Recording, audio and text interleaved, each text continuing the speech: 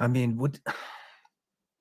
is this the end of mainstream media? Are we seeing its demise right Yeah. now? Yes. Yes. We're living in the end times for corporate media, I guess we call it. They're not mainstream. Is it mainstream to go out there every day and say that guys should be allowed to punch women in the face at the Olympics and pretend they're women? That's not mainstream. 70% more, really, but 70% of the Americans polled say they don't want it. They don't want men and women's sports or boys and girls sports. That's not mainstream. You and I are the mainstream. They're not. Is it mainstream to say open the borders and give amnesty to them all? I hate that term because it's a misnomer. But yes, we're living through the end times for them, which is a glorious thing. We should be celebrating that. That's one of the few great things we have to think about right now in public life. That and the Supreme Court are the two things I wrap myself in like a blanket when I go to bed at night. What do you think the final nail in the coffin will be? If Trump wins again. That'll be the end. Yes, because they'll do the same thing they did the first time. Everything will be negative. He will be the devil incarnate. They will find their oppositional, media roots again, which they totally forgot during the Biden years. Hello? We have a whole White House press corps that didn't figure out he was being visited regularly by a Parkinson's doctor. Do you think they'd miss that with Trump? Well, in fairness to them, Trump didn't put out his logs. But my point is they had no interest in finding out anything bad about Joe Biden. So I do think they'll just drive more people away. But they're already dying. Like, you saw what happened when CNN tried to launch its digital property. It closed within a month. Hundreds of millions of dollars closed within a month. Their ratings right now in primetime, they're pulling in 500,000. I mean, I know you dwarf that in your numbers, and I certainly do as well. When I was in primetime at Fox, I was getting like 4 million a night and like 1 million in the demo. Sometimes well over that. Yeah, like CNN's never seen 1 million in the demo unless like it's the Trump assassination or some massive breaking news. CBS just fired. They're saying she quit, but she obviously didn't. Its main evening news anchor, Nora O'Donnell, and they're replacing it now with like a cast, trying to look more like local news. They've been in third place forever. They're never getting out of it. The Today Show their ratings are in the basement. They're pulling no numbers whatsoever. They used to be a behemoth. That was where everyone wanted to work. It was like hashtag goals. Now they get maybe 1/4 of what they used to get. They make no news. They're totally irrelevant. What was the last news Savannah Guthrie made? I have no idea. Of course you don't. What was the last news big interview Robin Roberts had? Who knows? I don't ever watch it. Who has more influence, Wolf Blitzer or Ben Shapiro? Ben Shapiro. It's just a new world. So they're well on their way to the end of their Kevorkian experience. Trump was the doctor, but they're the ones who hooked themselves up to the machine and they're almost gone. What do you think happens? I mean, does it just dissolve into nothing? TV's just done? I don't know the answer to that. I know the almighty dollar rules. So when they stop making money off of these people, they will shrink as they have been, mass layoffs already. And eventually they'll have to find either a new model or close. I would love to see it turn into a resurrection of local news, which is important. Reporting is important. We need journalists, honest journalists. Sometimes they do amazing things. Look at the whole Boston Catholic Church scandal. That was amazing journalism. And we know about that story because of those reporters. So I don't want to see it go away altogether. And I do think it'll reinvent. As, to steal a line from Jurassic Park, life finds a way. Do you think it will be reinvented from companies like CNN, MSNBC, Fox, or do you think it'll be some of these newer I think Fox is going to go away because at some point Rupert's going to pass. He's an old man. And I have my doubts about whether Lachlan really wants to run a news channel. I think he really wanted to run the movie company, which then was sold to ABC. And I think he was probably disappointed about that. I don't think he ever thought he would be sitting at 1211 6th Avenue in Roger's old crappy office doing news. And indeed, he's chosen not to do that. So I don't know. I'm not sure about what Fox will do once the succession kicks in. It's not going to happen imminently, but I think eventually it goes away. CNN, they've got to be the closest to death because they have no numbers, none. Doesn't matter who you put in there, doesn't matter whether they try to do fair and balanced now or not, no one's watching. Jeff Zucker killed CNN, and it has not been able to resurrect. MSNBC, I think they'll probably hang on longer because there isn't really a strong left-wing eco center outside of cable. You know, shows like mine, like they were born because conservatives and just right-leaning independents, fair-minded independents needed alternatives. Like they couldn't get facts anymore on ABC, on NBC, on CBS, on CNN, on MSNBC, and even Fox has its own agenda, as people have now seen. So, like, we had to rise up. It's Darwinism. The left has its choices. You could go hardcore left, MS, or soft porn over at CNN. So they don't have as much of as robust a presence in our lane. So I guess that would suggest they'd hold on a little bit longer, but not CNN because it has no numbers. It's not a business. What do you think is going on in the world? Everything. I mean, you've been in news for a long time. You have a great pulse on everything that's happening. And I don't think we've ever seen anything like this, ever. Well, in our lifetime. I don't know. I'll tell you this about me. I'm not in any way, I don't have a conspiratorial gene at all. And I am fairly optimistic in my worldview. So I may surprise you, but I think old patterns just repeat themselves and we usually wind up okay. I think it has been worse than it is now. We've had 2 world wars. And somehow we found our way back to stasis. And, right now we don't have thousands of troops over in Iraq, or they're getting bombed all the time, losing limbs. We don't have anybody in Afghanistan. Those are good things. We're not living in a world where we're worried about bin Laden bombing us every time we see the evening news. In many ways, things have gotten better than they were 20 years ago. We're divided as a country for sure. We had a civil war once. We were pretty divided back then. The media sucks. The media used to be 100% partisan. You couldn't pick up a paper and ask for just objective truth. You only read what you wanted to read that would reinforce your worldview, and then the other side did the same. That's how it used to be in America. It's okay. If you read that knowing what it is, you can figure out what's what. Our founding fathers did, and so did a whole bunch of generations that came after them. Europe, it moves to the right, and then it moves to the left, and then it moves to the right, then it moves to the left. Net, it's a leftist kind of place. America's not. We're still more of a center-right country. We just have a bunch of lunatics running right now that have captured the left. But they're starting to get the cobwebs out of their eyes, the normies on the left, the center left.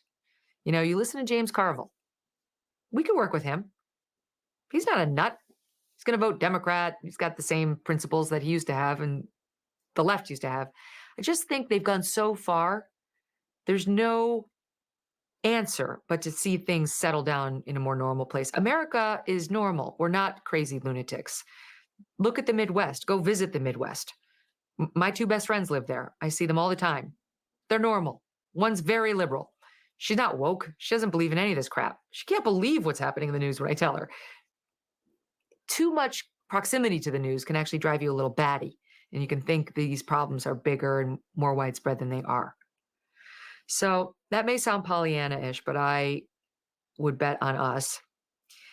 And I think we're actually living in a relative time of stability. That's mind-blowing, right? It is. I mean, I see the stuff going on, and it just, man, it really bothers me. I don't know. I feel like I'm center of the road, but lean conservative. But the last couple of years, I don't. If you have, if you love kids, if you, I just don't know how you can go that way Yeah. at all. And it's. I mean, how much of that population, how much of that left demographic is for the shit? I think it's a far fewer number than they would admit. I think most of them are afraid. How can they vote? How can they vote that way? I mean, most leftists vote for abortion. They're obsessed with abortion on the left. Man, that's a big issue for them. They love abortion. So that's their top priority, and they're voting based on that. Man, like what's happening to these kids I know. and love bombing them into the LGBTQ, LMNOP, whatever they're calling it today. It's like there's a recruitment going on Yeah, in school. it's grooming. It's dark. How can you be for that shit? How can you be for maps? Yeah, right. Minor attracted persons. How can you be for that? Are they uninformed? Do they not know this is happening? I think most don't know about maps, that's for sure. How can they walk around in their cities and see what they've turned into? Well, they aren't. They all come here to Right. Tennessee. Everybody. Every state I go to, every state we go to. But you see all- Gavin Newsom cleaned up the homeless encampments like that? Yeah, You know? Xi Jinping must be coming to town. Yeah, exactly. But even, Oregon now is rethinking its open air drug markets. It's like they go so far left, they eventually are forced to correct. I'm very worried about the same things you're worried about. I'm definitely worried about the 10 million plus illegals who are running around and we don't know where they're from and we're never going to get them out of here, especially if Trump loses. But I'm deeply worried about the children and the trans thing. This is like the time when we used to lobotomize people who were a little slow. Like we were lobotomizing people who were just a little slow. What a stain on our record as Americans and on the medical community. And we're kind of doing that right now. It's the same thing to children. We're not lobotomizing them, but we're sterilizing them. We're chopping off their body parts. We're ending their sex life, any chance at a normal sex life. Most people don't realize if you go from puberty blockers to cross-sex hormones directly, you're probably going to be sterile and you'll never achieve orgasm. What in the actual? And they want to tell us that's informed consent that a 12-year-old can give. It's barbaric. It's evil. So I too am very concerned about these issues. It's just that if I zoom out, I see positive trend lines in most of these things. I like the fact that immigration is coming up as number one on the leftists' list of concerns now. Not leftists, but liberals. I like the fact that we're polling at over 70% on whether boys should play in girls' sports. I think things like what happened at the Olympics will help because that's an international event that everybody watches. And Which this story, the Last Supper or a man beating not the the shit Last out of a Supper. woman? Christians will always be the group it's okay to bash at every international event, but that's because we don't run around murdering people when you make fun of Jesus. No, what happened with the trans boxer, intersex, whatever? It's a man. You have XY chromosomes. Welcome to manhood.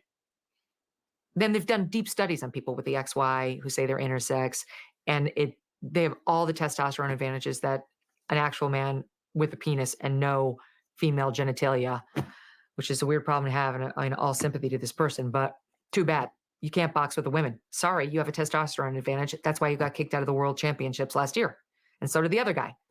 It's just outrageous. And I do think that being such a public and watched event will help. We still have people like Megan Rapinoe out there saying it's not happening. They're not taking medals. They're not endangering girls. They're just not informed. And they just revert to their woke proper speak. We're not allowed to say anything bad about the trans people. She's so worried about protecting the fake girls, she's forgotten about the real ones. So I mean, the biggest thing right now for people like you and me, I think, is to just remind people that it's okay to speak up and you must. It's okay not to use their forced language on pronouns and you must, or you are part of the problem. And once you stand up, once you ask the question at your school board meeting or of your potential new school principal or at your office or wherever you're able to do it, so many other people will feel empowered to do the same. They'll feel emboldened that they're not alone. And you'll get tons of, me too. Thank you for asking that. I loved your question. And then you find out, oh my God, it's okay to have this opinion. Right now, you're just told it's not okay to have that opinion. So if that's starting. You can talk about this issue so much more freely than you could 3 years ago, thanks largely to Elon Musk. God bless him and his ownership of X. I realize so far hasn't been a great financial deal for him, but he deserves a Nobel Peace Prize for what he's done. So I see shoots of grass, Shawn. It's like I don't see us as a peak in the problem. I see us as like past peak and now on our way to solving it. Man, I hope you're right. I'm a pessimist. So I just it just bothers. I think about it all the time, especially the maps, the pedo stuff that they're trying to normalize and and just the kids, man. Like everybody says this, but I don't fucking care what you do as an adult. If you want to do that surgery, then go ahead. I could care two shits, don't care. But an 8-year-old. Well, and on top of that, like you can do what you want as an adult to your body. Stay out of my locker room. Yeah. Stay out of my bathroom. Yeah, okay, I'm not cool with it. No, it's like you want to do your thing in your house? All right. Kim Kardashian put a bunch of fat in her ass. It looks huge. Who am I to judge? Yeah. People seem to like it. Like there are people down in Texas, getting all their genitals removed and their belly buttons. Just like a cyborg. I don't know. What? They leave like one area for you to do your business. No genitals. Great. What? Good luck. When did this start happening? As Joe Biden says, this is one saying of his I like. Good luck in your senior year. Wow. Yeah, so okay. But I'm sorry if you're a man, you're not coming into my private space. Period. How do these conversations even? I can't even believe every time I have this conversation, I can't believe I'm having the fucking conversation. Yeah. Where does this shit stem from? I mean, that one it stems from sick men who like decided to go into these spaces, decided that they would exploit our empathy for a very small section of the community, which legitimately is confused on gender. These people, it's a teeny tiny amount. They've been around forever. The vast majority of them never bothered anybody. Like I see Caitlyn Jenner in this category, who says they always had this thing, they made a choice to live life as a man and then kind of came to grips with this gender identity crisis. But Caitlyn Jenner's not trying to sneak into little girls' spaces. Now, Caitlyn will admit that he used female bathrooms, and I think he still uses female bathrooms. And I think he'd be perfectly happy to sit here and listen to why I object to that. He's just so reasonable, I think, in the way he talks about this issue. And I'm not trying to be disrespectful by calling Caitlyn he, but I really think it's critical. It's not just a preference. It's critical that we do it.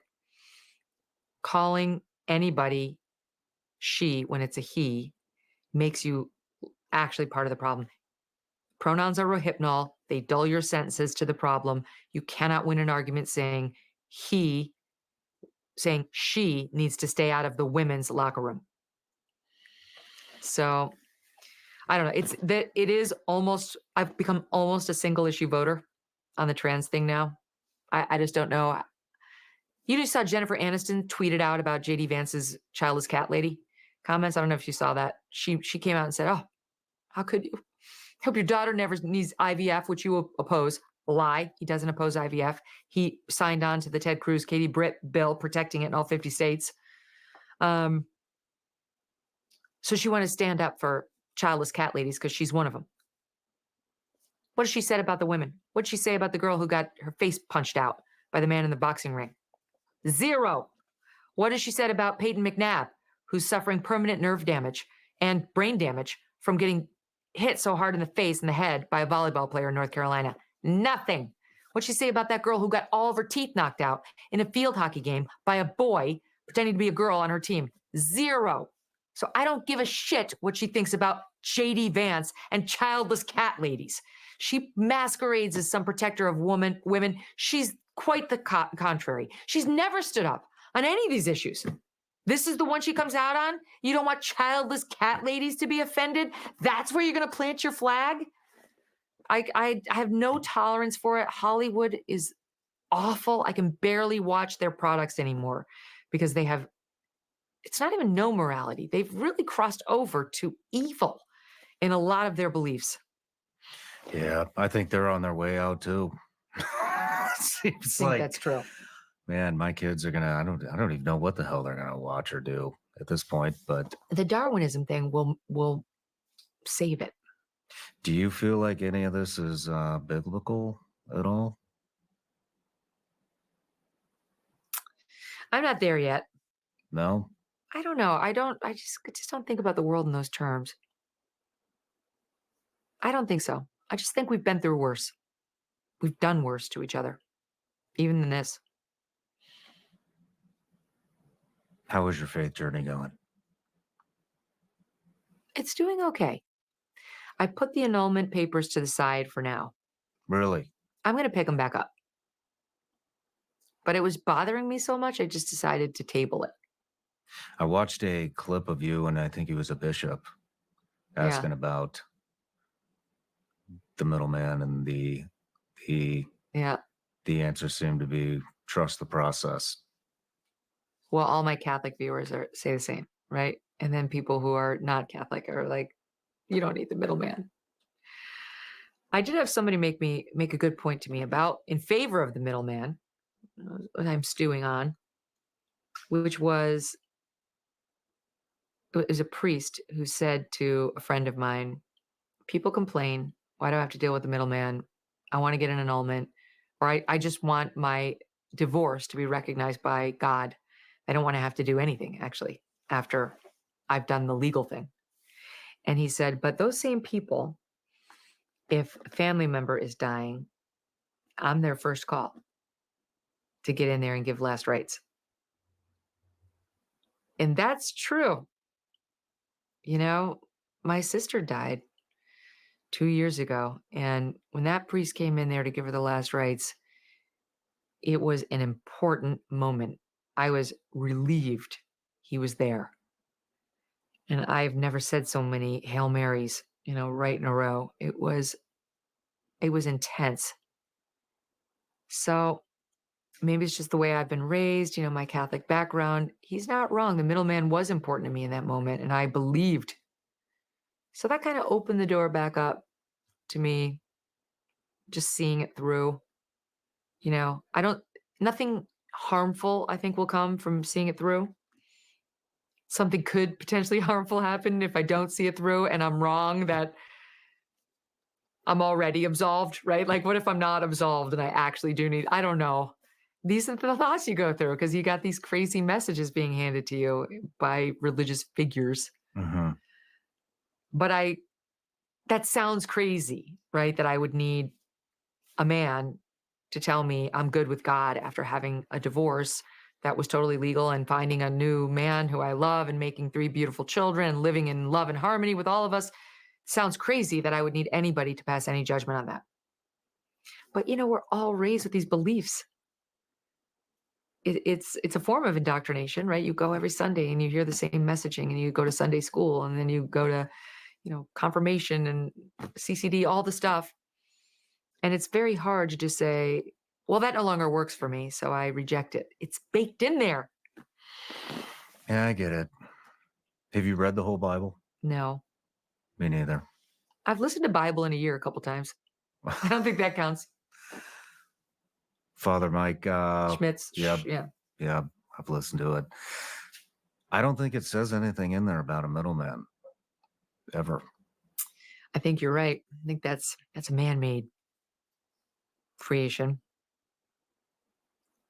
I hope my priest doesn't watch this. What if he watches it and then he says, reject it? when I submit the papers. Oh, crap.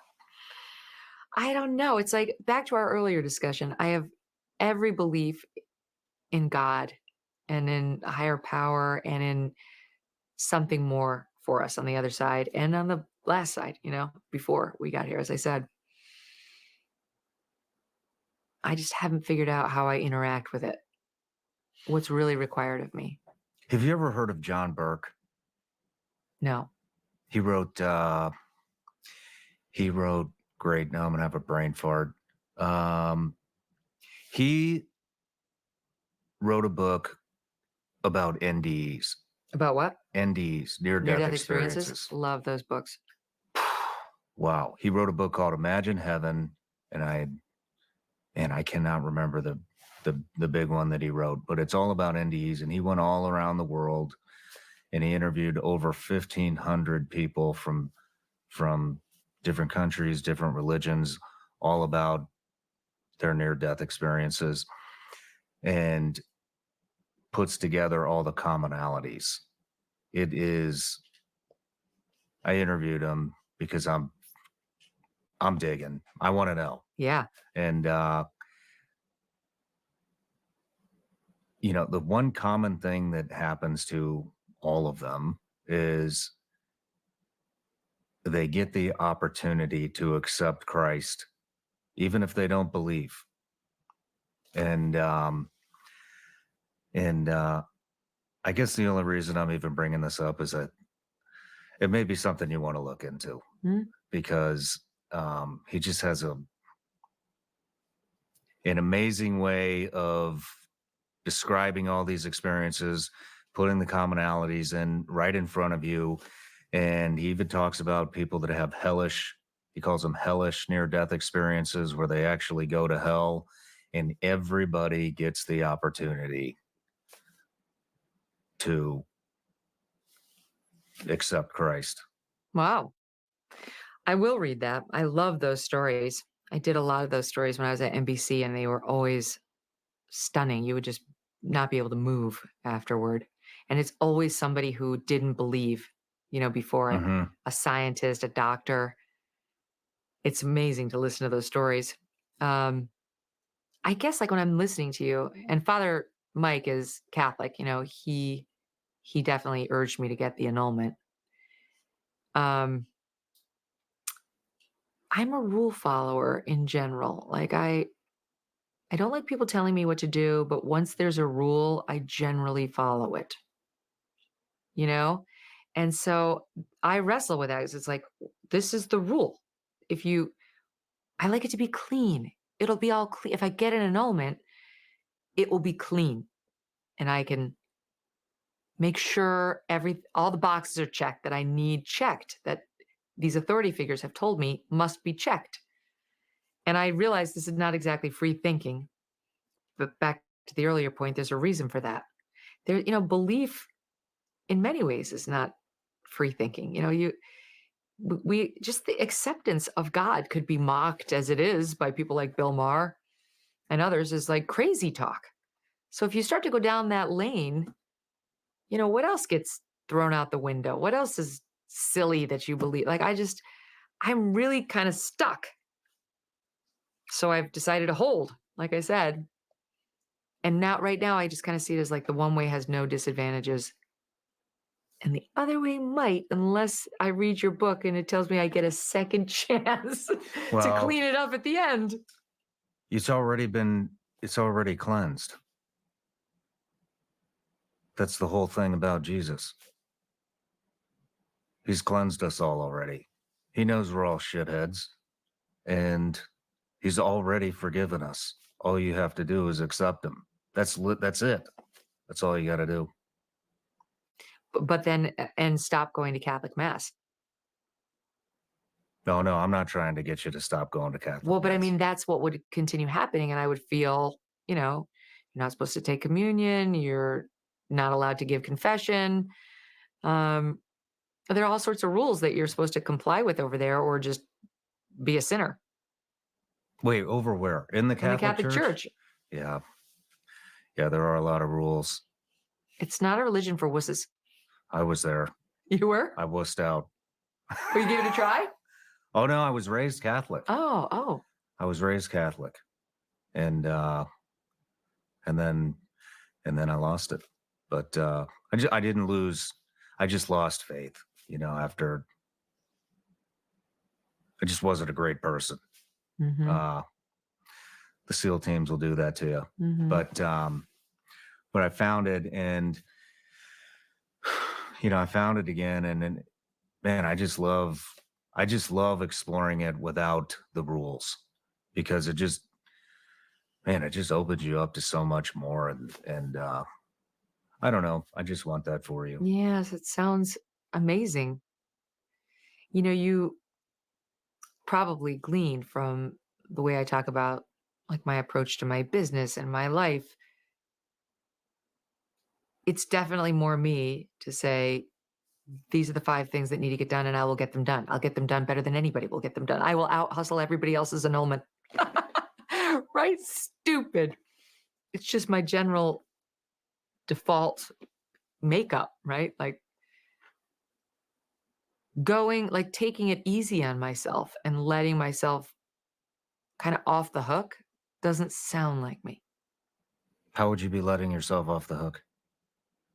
Like I don't have to go through the shame and the hassle and the difficulty of getting the annulment. What does that entail? You have to confess like very intimate secrets of your life and your marriage, your first marriage, to a stranger. I mean, and you have to write tons of stuff, and you have to get witnesses to write in about your marriage.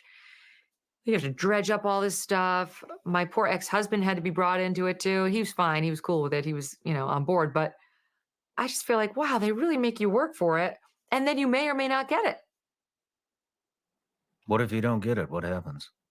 Then I'm definitely going the other route. I'm going full bore. I'm going to get Father Mike on, and we are having it out.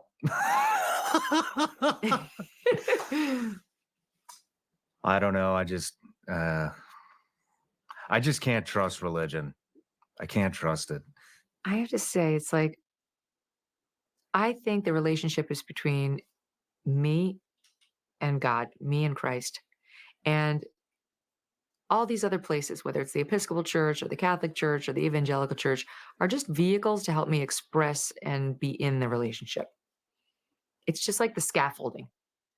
So I guess I just don't ask questions like that. I never have up until I bumped into the feelings I was having when I had to comply with some of the more, I think, ridiculous rules. As I said, I'm not devout, so I don't comply with a lot of the other rules. I do eat meat on Fridays during Lent. I just don't think I'm going to get punished for that, right? Like things like that. I'm not that observant. I go to mass. I believe I'm raising my children Catholic. But the scaffolding has been non-objectionable to me for most of my life. It's only now that it's becoming objectionable. And so that's leading me to figure some things out, right? Like I told you, I tried some different scaffolding over at the Episcopal Church, and that didn't go well. Mm-hmm. We went to a Methodist church in Manhattan. It was like a variety show. That was a no. Might have just been the place we went because the pastor had blue hair and mohawk. I was like, what's happening? Interesting. Have you noticed this wave of Christianity just moving across the globe here? Did you see the party, the party at, what was it? I think it was Georgia State. It looked like it was all these kids tailgating at a football game. And it looked wild. It looked wild. They did a big story on But it. wait, were they? They were getting baptized in the back of trucks, like hundreds, maybe Wow. thousands of kids. What? No, I have not seen this. You haven't seen that? No. It's just awesome. It's cool to see. Wow. Thank God. Praise God. But That's the solution. you've got that. You've got all these people coming out all of a sudden, getting baptized with massive audiences. I mean, I see it all the time. And I don't know. I guess I'm kind of going back to Sometimes I just think some of the things that we're saying it's biblical. It's biblical. In what way? Well, I mean, I think it's interesting that the letterhead on the Biden's letter to Trans Visibility Day on Easter, that was implemented 9 years ago or something, and it just fell on Easter. But they still put the Easter eggs and the Easter bunny in the letterhead. The mocking of the Last Supper that we just saw at the Olympics, the wave of Christianity, like I'm talking about, the dismembering kids, the confusion of genders, all these. I just look at all these things and I don't remember. I mean, it's like I was saying earlier, we just have never seen anything like this. And it makes me wonder what we're actually up against. But what's the end conclusion of that? What's the end conclusion? Yeah, like, so Well, the end times are here? oh, I don't know. Maybe. Like, where does that assumption that this is biblical take you? Yeah, it takes me there. It takes me to this is good versus evil. I'm using that word more than I ever have in my life. It takes me to good versus evil. I don't know if it's end times. I mean, I do know that people have thought that, throughout history that it's end times and it hasn't been, but there sure seems to be a lot of signals happening. I think we need to make the studio brighter. You come, it's beautiful, but you're in the dark room too much. Yeah, you might be right. I'm just saying. Put some windows in. It's good. The children are good. That's a plus. The grass is good. I sound like JD. Your wife is good. Like when you start to feel like that, I think that's not healthy thinking. Like that's a dark place to be. And it's just too overwhelming. You can't do anything if it's biblical. What can you do? Somebody else is totally in charge and it's not going to end well. Or it will if you're a believer. But anyway, my son Thatcher was asking me the other day, he goes, when Jesus comes back, does that mean we all die? Those of us who are like alive and here, we die? So we shouldn't be rooting for him to come back soon, right? Like, it's a good question. It's kind of complicated. But I think let's fight the fights we can fight. Let's manage these things one thing at a time. Let's not take on biblical. It's too big and daunting. We can speak out about the trans insanity. We can encourage people to find faith and to do the baptisms in the back of the truck or wherever is necessary. We can speak up against the things that we know are wrong, like bringing all these illegals over who are going to hurt Americans and take lives, and then let other people see that it's okay to talk about these things in, harsh terms to make their point, elect the right people. We can even take electoral losses like we potentially could suffer this year. God forbid. I mean, God forbid, I have to say it, but, and find some good in it. Remember that the country was never so woke as when Trump was in office. It gets more woke when they have him as an adversary. I'm not rooting for this. I'm just saying there will be a silver lining that we can focus on and exploit if things go that way. There are things that you can do, and I think that's the key to staying okay and well. Otherwise, it's just too overwhelming. Well, I'll take that advice. I'll lighten it up in here a little bit. But, well, Megyn, we're wrapping up the interview, and I think it's good to leave it on a positive note. So, and like I said, I'm a pessimist, so I can go down the negative road. But one last question. Okay. If you had 3 guests to recommend for my show, who would they be? 3 guests. Well, you've probably done all my favorite military guys. It's likely. Yeah, I'm gonna go ahead and guess that.